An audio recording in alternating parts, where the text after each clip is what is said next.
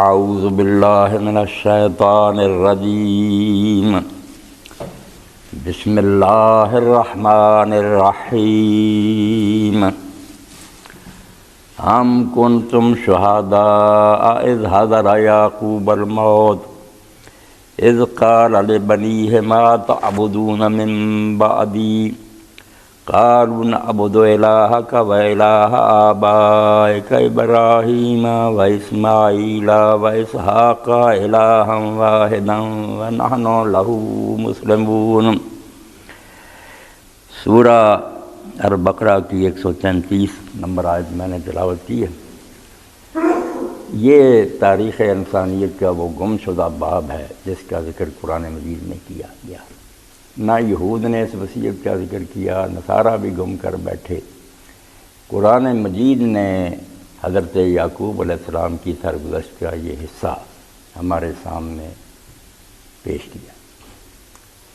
قرآن مجید میں انبیاء علیہ السلام کے جو تذکرے ہیں یہ صرف افسانے اور کہانیاں نہیں کہ ہم سنتے رہیں کہ پچھلے زمانہ میں یہ ہوا تھا، ان میں بہت سے عبرت اور بصائر کے سامان ہیں۔ ہم ان کو سنیں اور پڑھیں تو اپنے آپ کو سنوارنے کا بڑا سامان ان سے حاصل ہوتا۔ اب یہ منظر آپ ذہن میں لائیں کہ اللہ کے پاک پیغمبر یعقوب علیہ السلام بستر مرگ پر ہیں، باپ دنیا چھوڑ رہا ہے، اذ حضر یعقوب الموت، اور قرآن مجید نے یعقوب علیہ السلام کی اولاد یہود اور نصارہ جو رسول کریم علیہ السلام سے مناظرے کرتے تھے کہ ہمارا دین جو ہے یہ ہے انبیاء علیہ السلام کا دین، آپ نے تو یہ ایک نیا ہی دین من گھڑت نکال، ان کو کہا اور کیسے عجیب انداز سے مخاطب کیا، ام کنتم شہداء، کیا تم اس وقت حاضر تھے؟ یہ سنتے ہی لوگ متوجہ ہو گئے اور دلوں پر اثر ہوا کہ دھیان سے بات یار سننی چاہیے، تو بہت کوئی پیارا واقعہ ہے۔ ام کنتم شہداء، کیا تم اس وقت موجود تھے، حاضر تھے؟ اذ حضر یعقوب الموت، جب یعقوب علیہ السلام کو موت آئی، یعنی فوت کون ہو رہا؟ اللہ کا ایک پیغمبر جس کی نسل سے بہت پیغمبر پیدا ہوئے اور اب بھی اس کی نسل دنیا میں پھیلی ہوئی، تو وہ فوت ہو رہا ہے۔ اور قہر کن سے رہا؟ اذ قال لبنیہ، جب اس نے اپنے بیٹوں سے کہا، باپ ہے مہربان، پیغمبر ہے، اور بیٹوں سے کہہ رہا۔ اب بیٹے ایسے ہیں کہ اردو میں آپ دیکھ رہے ہیں جگر کے ٹکڑے، فارسی میں کہیں جگر گوشہ، اور عربی زبان میں افلاس و کبد، کہ یہ بالکل دل کی بوٹی ہوتی ہے۔ انسان کو بیٹوں سے زیادہ کوئی چیز دنیا میں پیاری نہیں، بلکہ یہ بھی دیکھنے میں آتا ہے کہ لوگ اپنی جان قربان کر دیتے ہیں بچوں کو بچانے، ڈاکو چور آئیں خود مر جاتے ہیں، یار میرے بچے بچ جائیں۔ اللہ کہتا ہے اے یعقوب علیہ السلام کی نسل، تمہیں پتہ ہے کہ جب تمہارا باپ فوت ہو رہا تھا تو اس نے اپنے پیارے بیٹوں کو بلا کر کیا کہا؟ اب ظاہر بات ہے کہ جو آخری وقت کی بات ہوگی اور ایک پیغمبر کی، اور وہ بھی اپنی اولاد کے لیے، اس سے زیادہ کوئی نیک اولاد کے لیے ہدایت نہیں۔ اگر وہ باوفا اولاد ہے تو ہر چیز چھوڑ سکتے ہیں، مگر اس بات کو نہیں بھولیں گے جو مرتے وقت باپ نے کہی، کہا ایسا شفیق و مہربان باپ پیغمبر اپنے جگر کے ٹکڑوں کو جو کہہ کر مرا تھا وہ تمہیں یاد ہے؟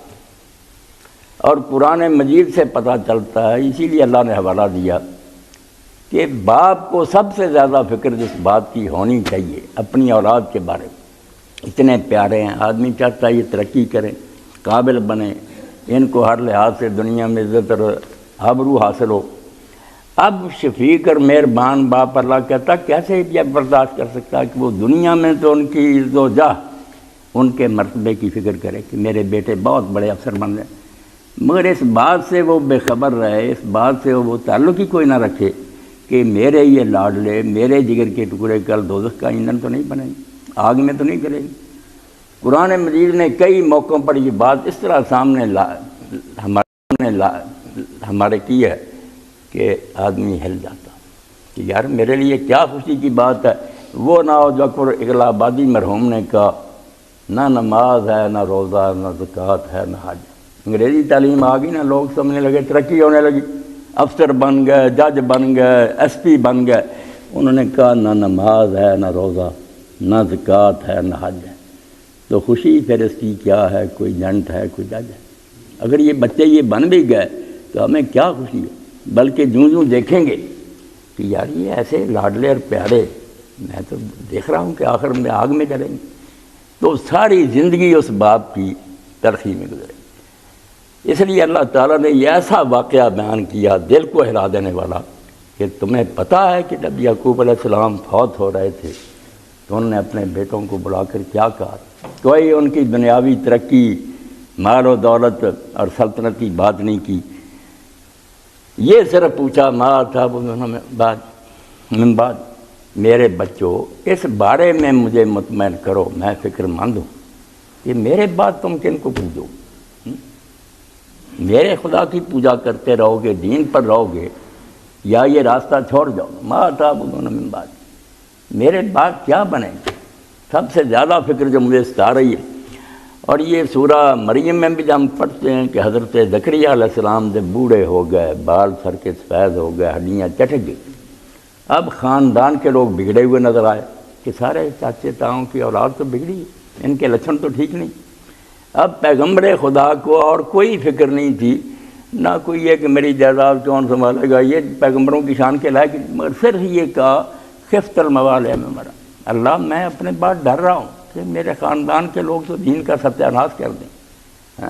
میرے گھر میں ہمیشہ اللہ کی بات ہوئی، نمازیں ہوئیں، قرآن حدیث سے، یہ تو بگڑی ہوئی نسل نظر آتی، تو مجھے کوئی وارث دے جو میرا اور یعقوب علیہ السلام کی میراث کا وارث ہو، دین کو سنبھال۔ اللہ تعالیٰ نے کہا تم نے بڑے سوچ سے یہ دعا کی، ابھی محراب میں کھڑے دعا کر ہی رہے تھے، فرشتے آ گئے کہ اللہ بیٹا دے گا، اور وہ بیٹا بھی نہ غلامن ذکیہ ہوگا، پاک بیٹا۔ اور حدیث رسول علیہ السلام میں جب پڑھتے ہیں آپ نے کہا آدم علیہ السلام کی اولاد میں کوئی ایسا پیدا نہیں ہوا، خواہ وہ نبی ہے دوسرا، جس نے کبھی گناہ کا ارادہ نہیں کیا، ارادہ کیا عمل نہیں کیا تو الگ بات اس کا چکر، مگر زکریا علیہ السلام کا بیٹا یحییٰ جو دعا سے ملا، اس نے کبھی برائی کا خیال ہی نہیں سوچا، ایسا پاک بیٹا اللہ نے دیا۔ تو پیغمبر زکریا بھی اس بارے میں پریشان ہوئے، یعقوب علیہ السلام بھی پریشان ہوئے، مر رہے ہیں اس وقت۔ یہ لفظ جو فرمایا کہ جب یعقوب کو موت آئی، یہ یاد دلانے کے لیے کہ اگر تم حلال زادے ہو، باوفا اولاد ہو، تو سب باتیں بھول سکتے ہو، مگر باپ کے مرتے وقت کی نصیحت کو بھی تم بھول گئے۔ وہ کیا کیا کر مرا تھا، وصیت کی کہ بیٹا میرے بعد تم کس کی پوجا کرو؟ تو اولاد نے تسلی دی، قالوا نعبد الہک و الہ آبائک ابراہیم و اسماعیل و اسحاق، ابا جی آپ بے فکر رہیں، ہم جو تیرا معبود تھا نا خدا، اسی کو پوجیں گے، ہم نے کوئی خدا بدلنا نہیں، اسی دین پر رہیں گے، اسی پر مریں گے جو تیرا معبود تھا تیرے باپ دادوں کا، ابراہیم، اسماعیل اور اسحاق۔ اب ابراہیم تو پردادا تھے، اسحاق باپ تھے، اور یہ یعقوب علیہ السلام کے تایا تھے حضرت اسماعیل علیہ السلام، مگر ان کا بھی انہوں نے پورے افتخار کے ساتھ اور عزت کے ساتھ ذکر کیا، کیونکہ نبی تو اسماعیل علیہ السلام بھی۔ اب بعد میں جو نالائق یہودی اور عیسائی پیدا، آپ حیران ہوں گے، وہ نبی نہیں مانتے اسماعیل علیہ السلام، ہم کہتے ہیں نبی، یہ نہیں مانتے، ہم سے کہتے ہیں صلح کرو بین المللی، مطلب اسماعیل علیہ السلام کی نبوت کے منکر، کہتے ہیں وہ کیا تھا، ایک لونڈی کا بچہ تھا جس کو ہمارا باپ جنگلوں میں چھوڑ گیا تھا، نہ اس کی ماں کی کوئی عزت نہ اسماعیل کی، اور اس دشمنی میں رسول اللہ کے دشمن ہو گئے کہ یہ ایک لونڈی زادے کی آواز سے پیغمبر صلی اللہ علیہ وسلم۔ آج تک حرامی نہ اسماعیل علیہ السلام کو مانتے ہیں، نہ ان کی کوئی عزت کرتے ہیں، ویشی جنگڑی، اور بالکل کہتے ہیں کہ جاہل آدمی تھا جنگلوں میں رہا، پڑھیں بھائی۔ مگر اس وقت اولاد اسماعیل علیہ السلام کے بارے اس وقت نہیں یعقوب علیہ السلام کے بیٹوں نے برا کہا، کوئی تسونی کا کہا تیرا باپ جو تھا اسحاق، اسماعیل، یعقوب، ابراہیم، ہم ان کے خدا کی پوجا کریں گے۔ الہم واحدہ، وہ ایک ہی معبود ہے، اس کی دنیا ہے، اسی نے پیدا کی ہے، وہی اس کا مالک ہے، اس کی عبادت اور بندگی ہونی چاہیے، وَنَحْنُ لَهُ مُسْلِمُونَ، اور ابا جی ہم اس کے ہی فرمان بردار رہیں گے، صرف عقیدے کی حد تک نہیں مانیں گے کہ ہمارا ایک ہی خدا ہے، ہم زندگی پر نحن لہو مسلم، لہو پہلے لائیں کہ صرف اسی کا حکم مانیں گے، عملی طور پر ہر وقت سر تسلیم خم رکھیں گے، مانتے رہیں گے بات۔ اب سورہ الفرقان میں جب پڑھتے ہیں ہم وعباد الرحمن، قرآن مجید پڑھنے سے اللہ تعالیٰ فرماتا دل تو ہل جاتے ہیں، وجلت قلوب میں لرز جاتے ہیں، مگر جو بدبخت لوگ ہیں ان پر اثر نہیں ہوتا، فرمایا وہ پتھروں سے زیادہ ان کے دل سخت ہو چکے ہیں، ورنہ وہاں جب عباد الرحمن کی صفات بیان ہوئی کہ اللہ کے بندے کون ہیں، تو وہاں بیان کرتے کرتے یہ بات بھی آئی والذین یقولون ربنا هب لنا من ازواجنا وذریاتنا قرۃ اعین واجعلنا للمتقین اماما۔ وہ دعائیں کرتے رہتے ہیں کہ اللہ ہمیں ہماری بیویوں اور ہمارے بیٹوں کی طرف سے آنکھوں کی ٹھنڈک نصیب کر۔ مولوی صاحب رحمۃ اللہ نے فرمایا پتہ چلتا ہے کہ بندہ مومن اپنے بال بچوں کے بارے میں اتنا فکر مند ہوتا ہے کہ اگر وہ کسی کو بگڑتے دیکھتا نا تو جیسے کوئی شخص آشوب چشم میں مبتلا ہو جاتا، اس کی آنکھیں ابل پڑتی ہیں، اس کو چین نہیں آتا، تکلیف ہوتی، اس طرح وہ بے چین ہو جاتا ہے کہ میں نے ان کو آگ کے لیے پالا، یہ بڑے ہوئے تو آگ کی طرف جا رہے ہیں۔ تو کہتا ہے وَجَعَلْنَا لِلْمُتَّقِينَ إِمَامًا، اللہ دنیا میں میں چاہتا ہوں کہ میں نیکوں کا سربراہ ہوں، میرے کنبے کے افراد جو ہیں نا یہ میرے پیچھے کریں تو لوگ کہیں یار فلاں کے بیٹے ہیں بڑے نیک ہیں، ٹھیک ہے، اور قیامت کے دن بھی جب لائن لگے تو یہی کہا جائے کہ بھائی بہت نیک اولاد یہ چھوڑ کر آئے۔ اور آپ دیکھتے ہیں اللہ کے رسول اللہ علیہ وسلم نے فرمایا جب آدمی مر جاتا اذا مات ابن آدم انقطع عمل، آدمی مر گیا کھاتا بند ہو گیا، جو کچھ کرنا تھا نیکی بدی کر گیا، مگر 3 کھاتے آپ نے فرمایا جاری رہتے، وہ بند نہیں ہوتے، صدقہ جاریہ ہے، علم سکھا گیا، اور ایک نیک اولاد کا کہا ولد صالح یدعو۔ اگر نیک اولاد تیار ہوگی اور دعائیں کرتی رہی تو یہ کھاتا جاری رہتا۔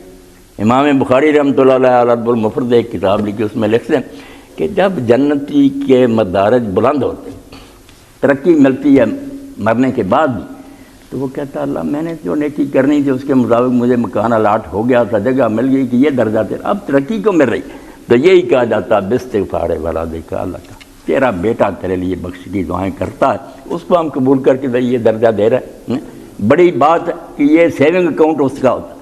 اور اگر نالائق اولاد خود ہی نماز چھوڑ جائے، قرآن چھوڑ جائے، گھر میں بے نوری ہو جائے، اندھیرا چھا جائے تو کیا دعا کریں؟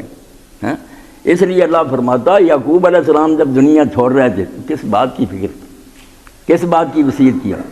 یعنی مومن کو سب سے بڑی فکر ہے کلکم راعٍ وکلکم مسئول رعیہ، کہ یہ جو بھی میرے سپرد اللہ نے کر دیے نا، بیوی بچے، یہ ہے ایک گلہ، ایک ریوڑ، میں ہوں چرواہا، ان کی نیکی بدی اگر یہ سرکاری فصل میں گھس گیا تب بھی میں پکڑا جاؤں گا، صحیح چراؤں گا تب بھی، یعنی قدم قدم پر وہ سوچتا ہے کہ بیوی اور بچے کدھر جا رہے ہیں۔ اسی لیے اللہ تعالیٰ سورہ تحریم میں اعلان فرمایا یا ایھا الذین آمنوا قوا انفسکم واہلیکم نارا، لوگوں اپنے آپ کو بھی آگ سے بچا لو، اپنے گھر والوں کو بھی بچا لو۔ اور وہاں جو بات کہی کہ ہم دیکھتے ہیں کہ یہ یار بچہ پولیس والے پکڑ لے گئے، چھتر ہوں گے، لسٹریشن ہوگی، ہمیں بڑی ذلت ہے ہمیں، ہاں ایک شریف آدمی ہے کتنی بڑی توہین ہے کہ اس کے بچے کو جوتیاں پڑ، کہا جب وہ جوتیاں ماریں گے وقودھا الناس والحجارہ، اس آگ میں ڈال دیے جائیں گے جس کا ایندھن انسان اور پتھر ہوں گے۔ اس جیل خانہ سے ڈرتے ہو، وہ آگ جہاں انسان جل رہے ہوں گے اور پتھر وہاں ایندھن بنا ہوا ہوگا،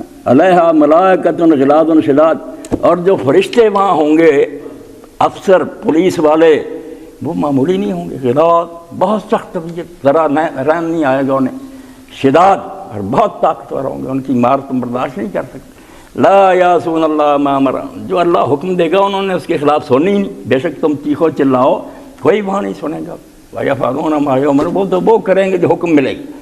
یعنی اتنے طریقہ سے اللہ پاک نے فرمایا ان کی فکر کرو، ان کو سمجھاؤ۔ سورہ لقمان میں بھی ہم نے دیکھا اللہ کہتا ہے لقمان وَإِذْ لقمان لِابْنِهِ وَهُوَ يَعِظُهُ، یاد کرو اس وقت وہ جب لقمان اپنے بیٹے سے کہہ رہا تھا، اللہ باپ بیٹے کا ذکر کرتا کہ سب سے زیادہ تو یہ ہے نا دل کے ٹکڑے، باپ کیا فکر کر رہا، یہی کہہ رہا بیٹا لا تشرک باللہ، شرک نہ کرنا، ان شرک لظلم عظیم، یعنی دین کی فکر پڑی۔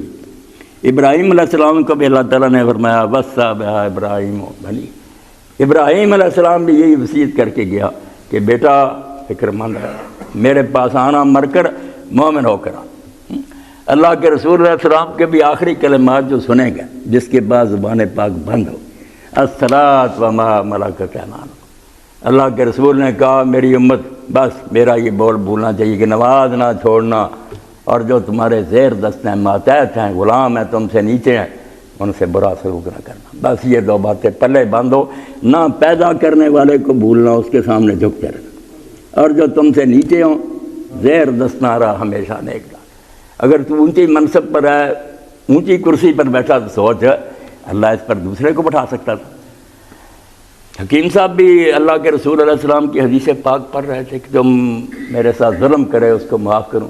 اب یہ بات ایسی خود قرآن نے کہا ما یلقاها الا ذو حظ عظیم. یہ تو بڑی کسی نصیبے والے کو یہ بات نصیب ہوتی.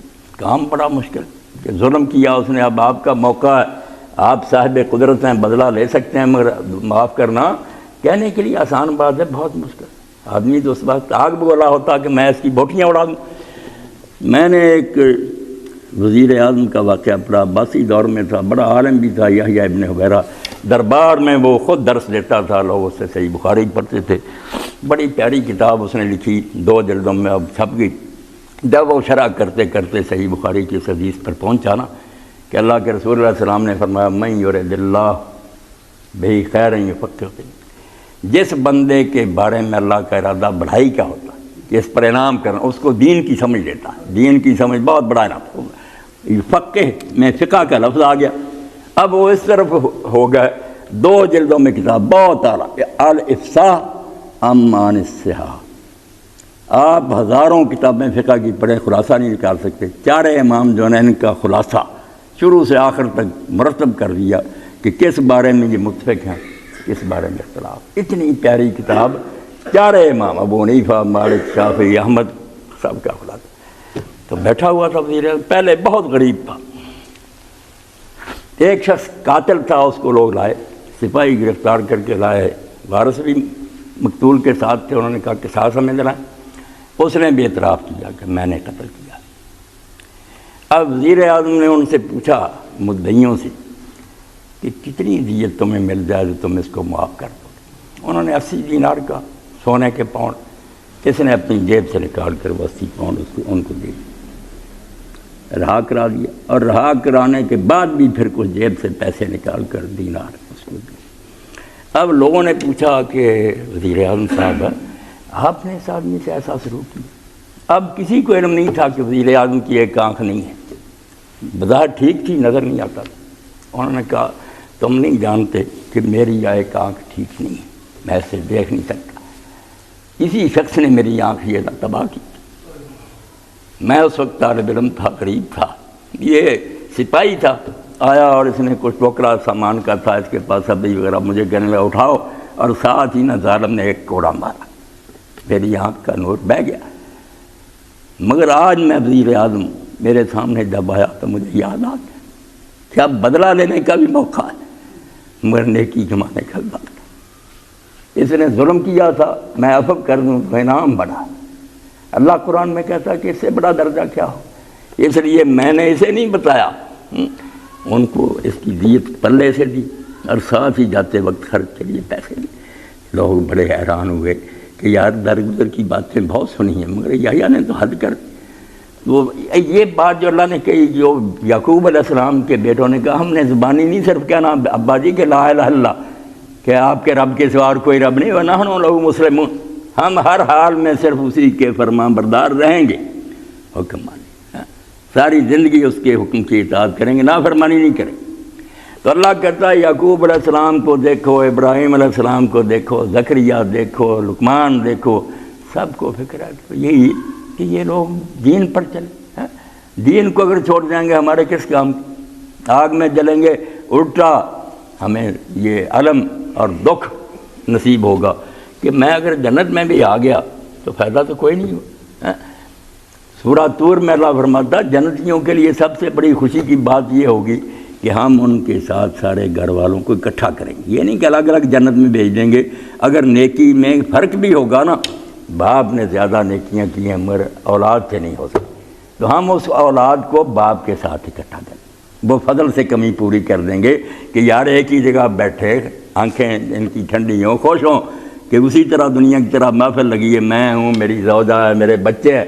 تو انا کننا من قبل فی اہلنا مشفقین، وہ کہیں گے یہ سب کچھ اس لیے ملا کہ ہم جب دنیا میں تھے نا تو اپنے گھر والوں کے بارے میں ہر وقت فکر مند رہتے تھے، ڈرتے رہتے تھے کہ یہیں بچھڑ نہ جائے. اس کا آج صلہ ملا ہے کہ آج یہ سارے اکٹھے. ورنہ اگر ہم فکر چھوڑ دیتے، یہ جدھر مرضی جائیں، ہم جدھر مرضی تو نتیجہ یہی ہوتا نا کہ ہم اگر جنت میں بھی ہوتے تو سہانے روئی ہوتا نا. یہ دل کے لیے ایک بڑی تکلیف دہ بات ہوتی کہ بچے کدھر گئے، وہ تو نظر ہی نہیں آئے. اس لیے اللہ پاک فرماتا ہے کہ لوگوں یہودیوں تم بیٹے تو یعقوب علیہ السلام کے کہلاتے ہو، مگر تمہیں پتہ بھی ہے کہ تمہارا باپ جب دنیا چھوڑ رہا تھا، بستر مرگ پر تھا، تو کیا کہا تھا اس نے اپنی اولاد؟ اسے فکر تھی تو صرف یہی کہ میرے بچے اس دین پر چلیں گے یا نہیں چلیں گے۔ اس لیے نیک لوگوں کی آپ دیکھ لیں، بات رہی ہے روایت اور سنت رہی ہے کہ وہ جاتے وقت اپنے مریدین کو، اپنے بیٹوں کو، شاگردوں کو یہی کہہ کر گئے کہ اگر میرے ساتھ ملنا چاہتے ہو تو یہ راستہ نہ چھوڑنا، مگر اگر تم نے سڑک بدل لی کہاں ملاقات ہوگی، پھر تو نہیں مل سکے گی۔ حضرت یعقوب علیہ السلام کے بارے میں بھی پنجابی میں انہوں نے بہت اچھی کتاب لکھی، پنجابی نظم میں وہ سمجھے شاہکار ہی ہے، حسن القصر مولانا غلام رسول عالم پوری رحمۃ اللہ علیہ۔ تو وفات کا وقت جب آیا، اللہ کی طرف سے آپ کو اطلاع ملی کہ یعقوب علیہ السلام آپ تو دنیا سے رخصت ہو رہے، تو آپ نے بلایا بیٹوں کو، کہا مجھے تو اطلاع آ گئی، میں کنعان ہی واپس جا رہا ہوں، وہیں اپنے باپ دادا کے ساتھ دفن ہوں گا، وہاں ابراہیم اسحاق، میری قبر وہاں ہی بنی۔ تو حضرت یوسف علیہ السلام نے پھر کہا کہ ابا جی کبھی پھر بھی ملاقات ہوگی، آپ جا رہے ہیں، ملیں گے کبھی آپ سے۔ تو اللہ کے پیغمبر نے کیا، انہوں نے یہ فرمایا، جو ایمان گیا لے تھوں تے مل سی یاراں تائیں، جس دا پیر ایمانوں کھتا اس دا واس بڑا۔ بیٹا اگر ایمان لے کر چلے گا تو مل لیں گے، اگر آپ لوگوں کا قدم اکھڑ گیا، ایمان کا راستہ آپ نے چھوڑ، کہاں ملاقات ہوگی، ٹھکانے بدل جائیں گے۔ اس لیے اللہ کہتا ہے اگر واقعی تم شفیق باپ ہو تو تمہیں بھی ذکر ہونی چاہیے، اور اولاد بھی اگر باپ ہے تو انہیں سوچنا چاہیے کہ ابا جی کا کیا نفع ہے اس میں، اگر وہ ہمیں بھلائی کی ہدایت کرتے ہیں، صرف ہمارا ہی کیا جانا کہ وہاں بھی اکٹھے ہوں گے، راحت میں ہوں گے، سکھ میں ہوں گے۔ تو دین اسلام جب ایسی چیزیں سامنے لائی، یہ دیکھ لیں، یہ نہ بائبل میں ہے نہ کہیں نہیں، قرآن نے یہ واقعہ بیان کیا یہودیوں کے سامنے کہ باپ کا پتہ بھی ہے دنیا چھوڑتے وقت کیا کیا گیا، کہاں ہے وہ اسلام تمہارے پاس؟ کسی نے یہودیت گڑھ لی، کسی نے نصرانیت گڑھ لی، وہ تو اسلام کا کیا کر گیا کہ اللہ کے حکم کے فرما بردار ہے۔ تو اللہ کے حکم کی فرما برداری کے یہ نمونے ہیں کہ وہ یحییٰ نے بدلہ لینے کی بجائے معاف کر۔ اور ایسے ایسے واقعات بھی آئے کہ آدمی بڑے فائدے کما سکتا تھا، مگر اس نے بالکل یہی سوچ کر کہ اللہ دیکھتا، چھوڑ دیں۔ نیک لوگوں نے واقعہ میں بیان کیا کہ ایسا موقع تھا، کسی حرام زادے نے کسی بچی کو پکڑ لیا، بدماشی پر آمادہ ہو گیا، کھڑکیاں بند کر لیں، اپنی طرف سے اطمینان کر لی۔ اب جب وہ برائی پر آمادہ ہو گیا تو بچی کو ایک بات سوچی، بچی نے اس نے کہا آپ نے ساری کھڑکیاں بند کر لی ہیں، ایک کھڑکی کھلی۔ وہ حیران ہوا، ادھر ادھر دیکھا، اس نے کہا ساری کھڑکیاں بند ہیں؟ نہیں، اس نے کہا ایک کھلی ہے اور تو اس کو بند بھی نہیں کر سکتا۔ اس نے کہا وہ کون سی کھڑکی ہے؟ اس نے کہا اللہ کی آنکھ کی کھڑکی کھلی ہے، اللہ دیکھ رہا ہے جو تو کر رہا ہے، اس کا کل حساب میں دینا، اب دیکھ لے، اگر اس کھڑکی کو بند کر سکتا کر لے۔